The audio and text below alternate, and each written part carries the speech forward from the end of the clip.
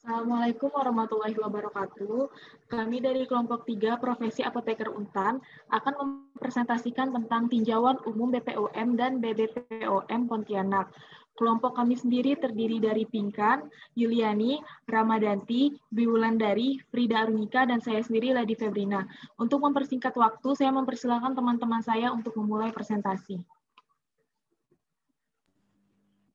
Baik, untuk visi dan misinya,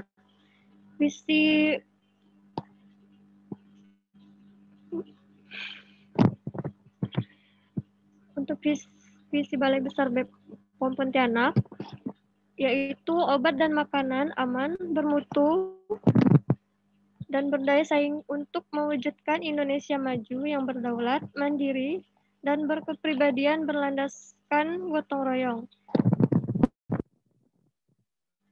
Kemudian untuk misinya, salah satunya yaitu membangun SDM unggul terkait obat dan makanan dengan mengembangkan kemitraan bersama seluruh komponen bangsa dalam rangka peningkatan kualitas manusia Indonesia.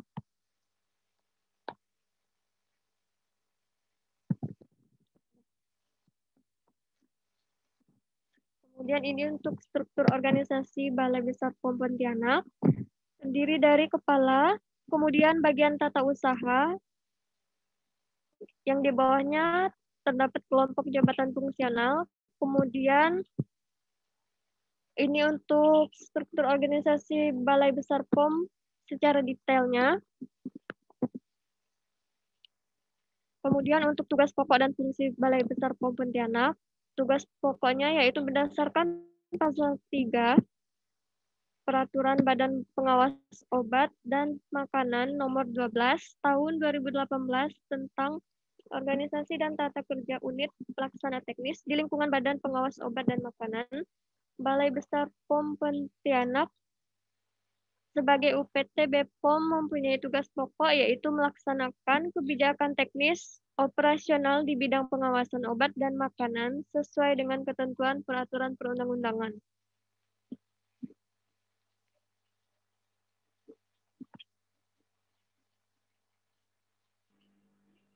Kemudian untuk fungsinya, berdasarkan pasal 4 Peraturan BPOM nomor 12 tahun 2018, unit pelaksana teknis BPOM menyelenggarakan fungsi salah satunya penyusunan rencana dan program di bidang pengawasan obat dan makanan.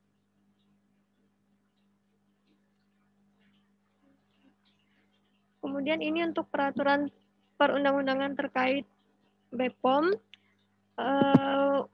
Yang pertama, ordinasi obat keras. Kemudian Undang-Undang Nomor 5 Tahun 1997 tentang psikotropika.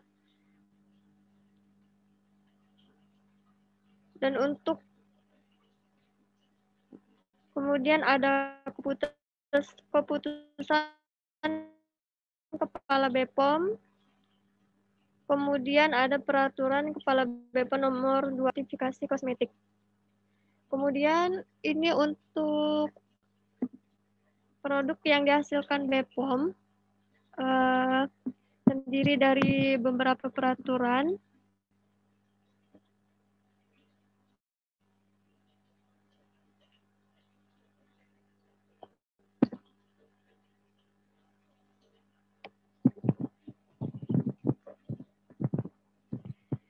Dan selain peraturan,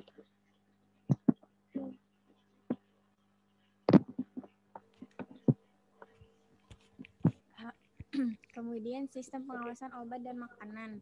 Sistem pengawasan obat makanan terdiri dari dua sebelum dan sesudah. Sebelum dikatakan postmarket yang terdiri dari registrasi produk dan nomor izin edar serta sertifikat CPOTB. Kemudian postmarket ini memasuki sampling produk dan uji laboratorium, monitoring iklan promosi label, pharmacovigilance, KIE, serta inspeksi sarana produksi dan sarana distribusi. Registrasi obat berdasarkan PRK BPOM nomor 24 tahun 2017 adalah prosedur pendaftaran dan evaluasi obat untuk mendapatkan persetujuan. Persetujuannya berupa nomor izin edar sebagai bukti penjaminan mutu obat yang terdaftar telah memenuhi persyaratan quality, safety, dan efikasi.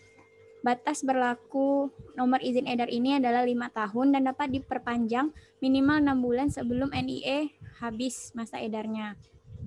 Registrasi obat terdiri dari 3, yaitu registrasi baru, registrasi variasi, dan registrasi ulang.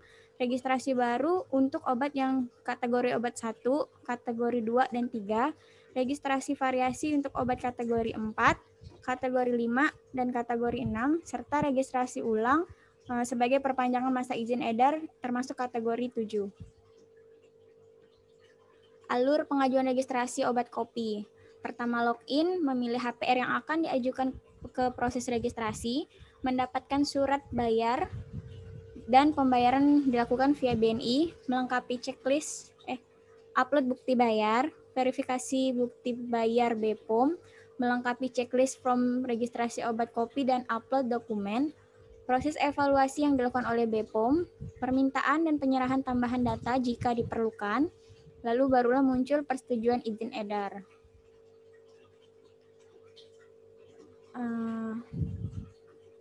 Pengamanan obat dan makanan yang telah beredar. Setelah obat beredar, maka dapat dilakukan inspeksi mutu yang terdiri dari inspeksi sarana produksi dan sarana distribusi. Yang diperiksa adalah izin edar produknya, kandungan produk, serta penandaan atau label dan tanggal kadaluarsa. Sampling dan uji laboratorium. Sampling terdiri dari 2, acak dan target. Kalau acak untuk keterwakilan produk yang beredar, sedangkan untuk target biasanya untuk pabrik yang memiliki track record jelek.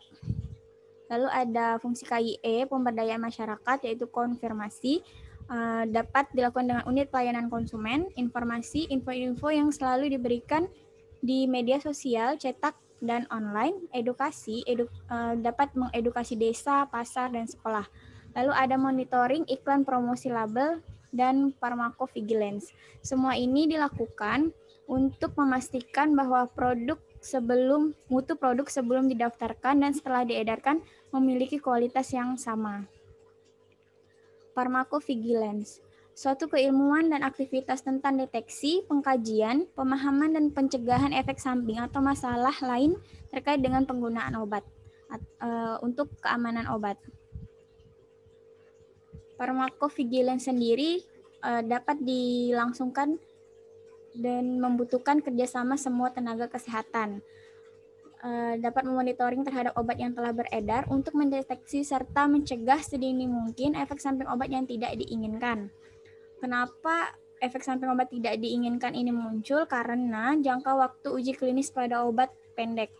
Pelaporannya dapat dilaporkan di emeso.bpom.go.id. Lalu setelah dilaporkan, keputusan atau tindak lanjut regulatori biasanya dapat berupa pembatasan dosis, pembatasan indikasi, pembatasan distribusi, perubahan labeling, pembukuan izin edar dan penarikan produk, pembatalan izin edar dan penarikan produk. Ini beberapa tindak lanjut regulatori terkait aspek keamanan di tahun 2013.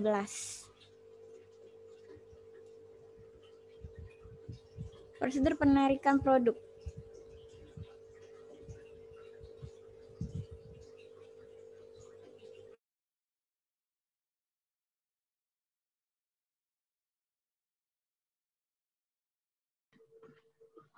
Prosedur penarikan produk itu terdapat 2 jenis penarikan. Yang pertama secara sukarela dari pelaku usaha. Nah, secara sukarela ini terjadi ketika pelaku usaha menyadari bahwa produk yang dia produksi telah melewati atau tidak sesuai dengan mutu yang telah ditetapkan secara SOP, sehingga pelaku usaha dengan sendirinya menelusuri kemana saja barang-barang atau produk-produk yang disalurkan, kemudian secara sukarela menyerahkannya kepada instansi pemerintah.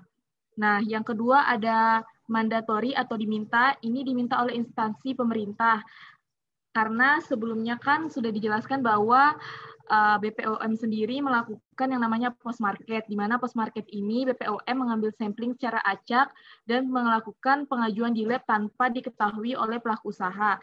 Kemudian nanti setelah diketahui bahwa hasil sampling dari pelaku usaha tersebut produknya tidak sesuai dengan mutu yang telah ditetapkan oleh SOP, maka akan dilakukan mandatori atau diminta penarikan produk tersebut yang telah beredar di pasaran. Kemudian yang selanjutnya ada sistem tata kelolaan keuangan di lab. Sistem tata kelola keuangan di lab ini, yang pertama dia sudah ada pos-pos anggaran dan sudah ada besarannya tersendiri. Kemudian telah direncanakan, dieksekusi, dan dievaluasi untuk pemenuhan pos anggaran tersebut. Kemudian juga dikelola oleh kepala bidang dari kepala lab tersebut dan sudah ada tim tersendiri untuk pengadaannya. Dan untuk perencanaan anggaran keuangan di lab sendiri dilakukan setiap tahun. Next. Selanjutnya ada akreditasi di dalam lab. Akreditasi di dalam lab sendiri, Lab BPOM telah mendapat akreditasi di mana akreditasinya telah sesuai terstandar oleh ISO 17025 yang didapatkan tahun 2019 dan berlaku selama 5 tahun. Setelah 5 tahun, Lab BPOM sendiri harus mengajukan akreditasi kembali ke Komite Akreditasi Nasional.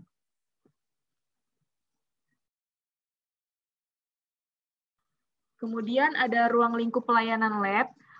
Ruang lingkup pelayanan lab seperti yang sudah dijelaskan itu terdapat beberapa sampel. Yang pertama ada sampel rutin, itu didapat dari suhu pemeriksaan, seperti yang telah saya jelaskan bahwa nanti akan diambil sampel secara acak di pasaran tanpa diketahui oleh pelaku usaha.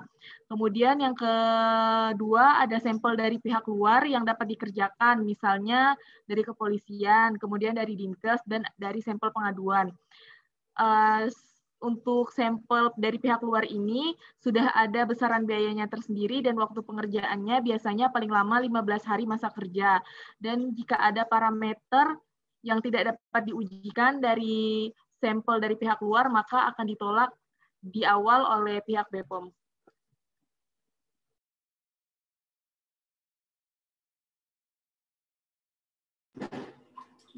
Sistem manajemen mutu lab.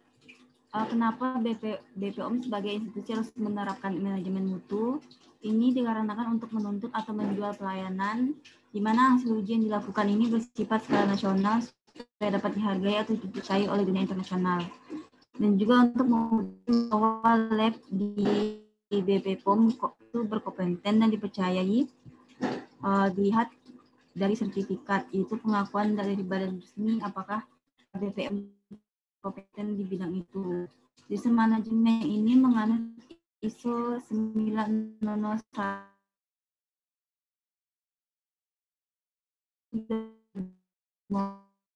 dan 1705 2017. Ada 25.2017, yaitu kalau misalnya 901 2015 ini untuk menunjukkan untuk manajemennya seperti perencanaan, pengelola organisasi, dan kegiatan sehari-harinya. Dan untuk 17.025 2017 ini menunjukkan keahlian di bidang tertentu, misalnya dalam kalibrasi dan pengujiannya. Next.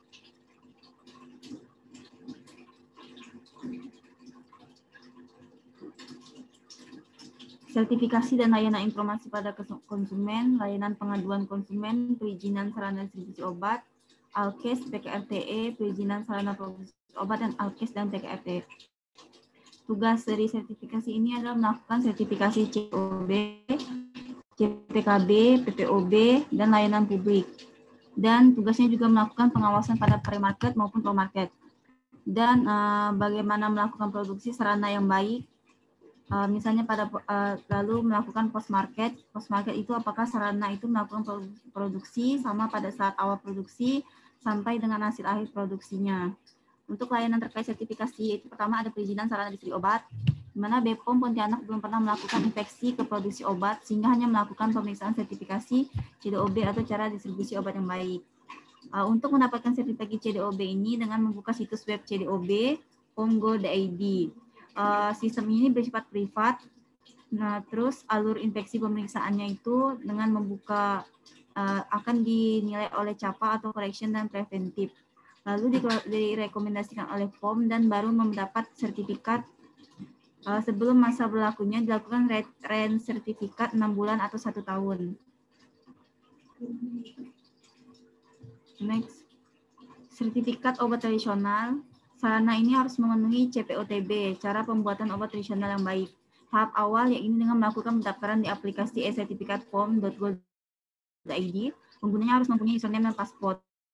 Kemudian setelah mempunyai sertifikat CPOTB, barulah mengurus izin agent produk OT dalam aplikasi Astrod POM Go ID. Kemudian setelah mendapatkan izin edar, barulah mengurus prosedur pengajuan registrasi ke BPOM dan menunggu evaluasi.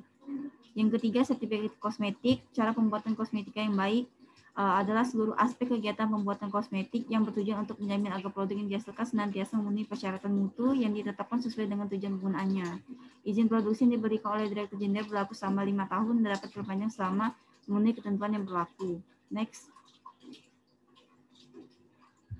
Sertifikat pangan, ini cara produksi pangan olahan yang baik dengan mendaftar di irec.go.id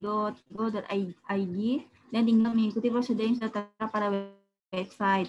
Untuk izin edar pangannya itu selama 5 tahun. Khusus pangan olahan izinnya dikeluarkan oleh BPOM dan PIRT dikeluarkan oleh Dinkes Kabupaten Kota. Keempat, penerbitan surat keterangan impor SKI dan surat keterangan ekspor itu melalui BPOM pom.go.id. Di mana melakukan surat keterangan impor itu dalam bentuk soft copy dapat diserahkan dan diintegrasikan kepada Bea Cukai oleh Subdirektorat Sertifikat dalam jangka waktu kurang 1 hari melalui portal Indonesian Single Windows.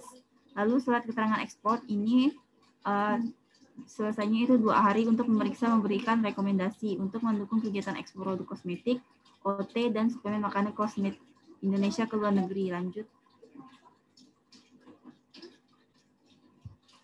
Sertifikat perizinan sarana produksi obat, ini tidak semua industri kosmetik atau OT wajib memiliki sertifikat CPKB atau CPOTB. Sampai saat ini sertifikat CPKB atau COTB hanya bersifat sukarela. Namun prinsip ini tetap wajib diterapkan pada semua sarana produksi. Akan tetapi, sertifikat CPKB dan CPOTB menjadi sebuah keharusan bagi industri obat tradisional. Next.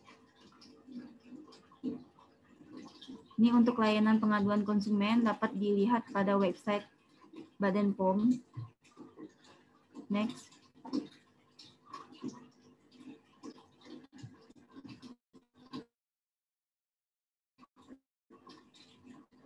Untuk alur dan tugas tata hubungan kerja beserta tugas khusus di BPOM dan BPOM, masing-masing bidang BPOM, Pontianak antara BPOM dengan BPOM, antara Kemenkes dan Dinkes dan BPOM. Jadi tiap produk IRPT ini dikeluarkan oleh Dinkes terdapat singgungan antara Kemenkes, Dinkes, dan BPOM dalam pengawasan produk tersebut. Dalam artian melakukan pengawasan secara besar-besaran terutama kalau produk makanan PIRT. PIRT ini akan melakukan izin Dinkes. Jadi Dinkes ini melakukan pengawasan dan BPOM melakukan pengawasan biasanya BPOM tersurat ke Dinkes terkait hasil pengawasan BPOM yang terakhir. Tetapi khusus dengan apotek dan varian-varian terbaru di BPOM melakukan pencepatan terhadap varian yang tidak menanggapi mendapat peringatan keras. Nah, untuk pengawasan sarana apotek, toko obat, dan lain-lain, BPOM mengawasi tiap triwulan dengan cara memberikan surat pemberitahuan kepada Dinkes setempat. Pengawasan yang telah dilakukan oleh BPOM sendiri akan melaporkan seluruh kegiatan dan tindak lanjut di basement area Dinas Kesehatan setempat.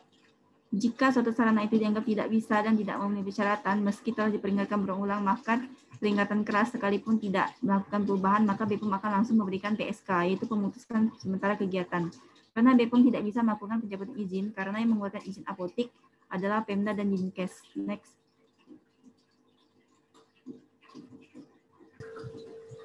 Untuk manajemen SDM-nya, yaitu pelatihan teknis yang lebih diutamakan. Pelatihan diberikan berdasarkan kebutuhan dengan melakukan identifikasi pelatihan apa saja yang sudah dimiliki oleh personil. Kemudian untuk kompetensi yang belum dicapai dapat diajukan untuk bisa dilaksanakan. Khusus untuk kelompok subpengujian kimia, contohnya dari pelatihan dasar, yaitu pelatihan laboratorium dalam menggunakan instrumen. Next. Untuk manajemen SDM ini, sumber daya manusia di Balai Besar POM Pontianak tahun 2020 berusia 24 sampai dengan 58 tahun dengan jumlah pegawai 76 orang dan dapat dilihat pada tabel di bawah itu.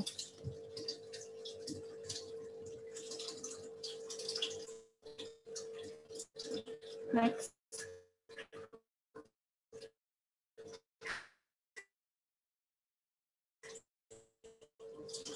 Berikut adalah profil kepala BPOM di Pontianak, kemudian ada fungsi bagian tata usaha, kelompok substansi pengujian, terus ada kelompok substansi sebelumnya. Mohon maaf sebelumnya.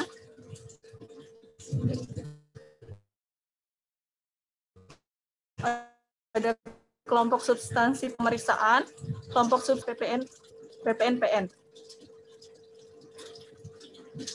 Berikutnya. Berikut profil pegawai PNS. Berdasarkan pengembangan berdasarkan pendidikannya, ada S2 apoteker, S1 biologi, S1 lain, D3 farmasi, D3 lain, ada SMF, SMAK, SLTA umum, dan SD.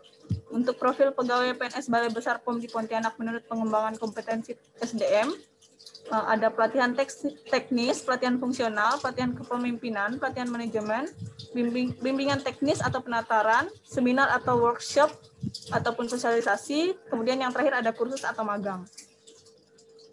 Next. Hal-hal yang menghambat kinerja Balai Besar POM di Pontianak tahun 2020 yaitu sebagai berikut. Untuk salah satunya yaitu tidak terdapat penyedia jasa pemusnahan limbah B3 di Provinsi Kalimantan Barat. Kemudian terbatasnya jenis sampel obat khususnya kategori lain-lain di sarana JKN. Kemudian kurangnya pemahaman, komitmen dan kesadaran pelaku usaha terhadap peraturan perundang-undangan di bidang dan makanan. Kemudian pelaksanaan sampling obat pada saat pandemi COVID-19 tidak dapat dilakukan sesuai target. Yang berikutnya, terbatasnya jumlah apoteker atau tenaga teknis kefarmasian untuk menjadi penanggung jawab UMKM. Yang berikutnya, belum terwujudnya relaksasi penilaian penerapan CPPOB untuk UMKM pangan. Dan selanjutnya ada terbatasnya jenis baku pembanding nafsa. Kemudian ada perubahan dan penambahan parameter uji pada pedoman sampling pangan fortifikasi. Kemudian ada terbatasnya jumlah alat untuk alat pengujian di laboratorium seperti Petri, Erlenmeyer, dan inkubator. Kemudian pengujian laboratorium mikro tidak dapat mengikuti uji profisiensi parameter uji deteksi DNA. Kemudian berubahnya modus operasi tindak pidana di bidang obat dan makanan. Letak geografis Provinsi Kalimantan Barat yang berbatasan langsung dengan negara Malaysia dengan perpanjangan perbatasan 860 km dan hanya memiliki 3 PLBN resmi. Yang selanjutnya akan dijelaskan oleh teman saya.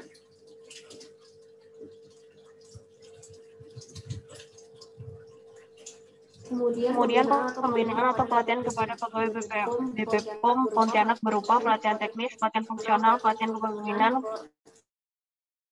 pelatihan manajemen, bimbingan teknis atau penataran, seminar atau workshop atau sosialisasi, kursus atau magang, pelatihan uji provinsi yang diselenggarakan P3 OMN.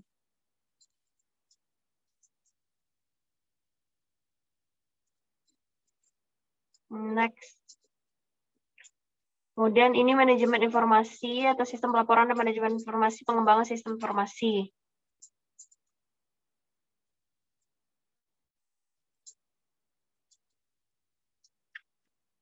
Manajemen informasi di BPOM Pontianak merupakan elemen penting untuk meningkatkan fungsi dan tanggung jawab BPOM dalam melakukan pengawasan obat dan makanan maupun pemberian informasi kepada publik di wilayah Kalbar.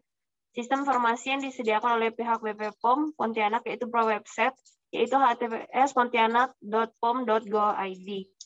Beritanya ada berita aktual, peringatan publik, klarifikasi BPOM, sama public warning. Next.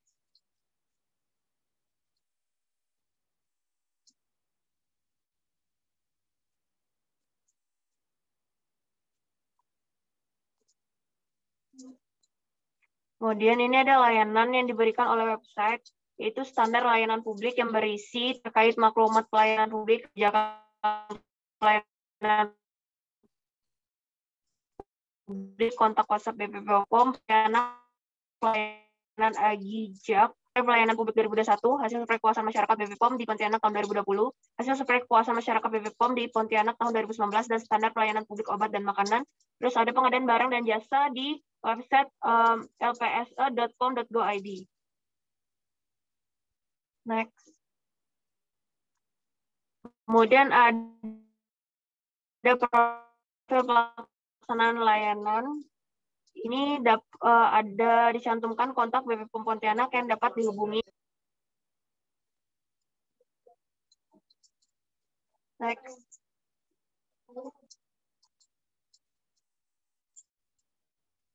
Kemudian ada 4 jenis pelayanan yang ditangani oleh BP POM Pontianak, yaitu penerbitan surat keterangan ekspor atau SKE, penerbitan surat komersial persetujuan impor, pengujian obat dan makanan dalam rangka pros justisia dan registrasi, kemudian pelayanan informasi dan pengaduan masyarakat.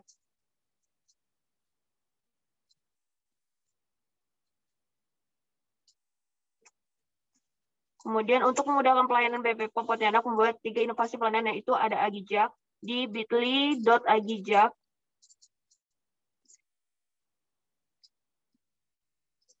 Kemudian ada SIPERKASA, yaitu Sistem Informasi Pengawasan dan Rekomendasi Sarana.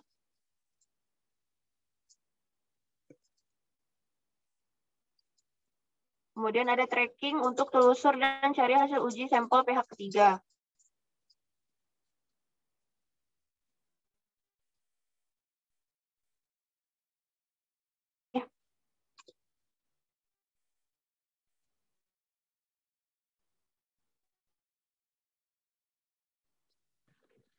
Sekian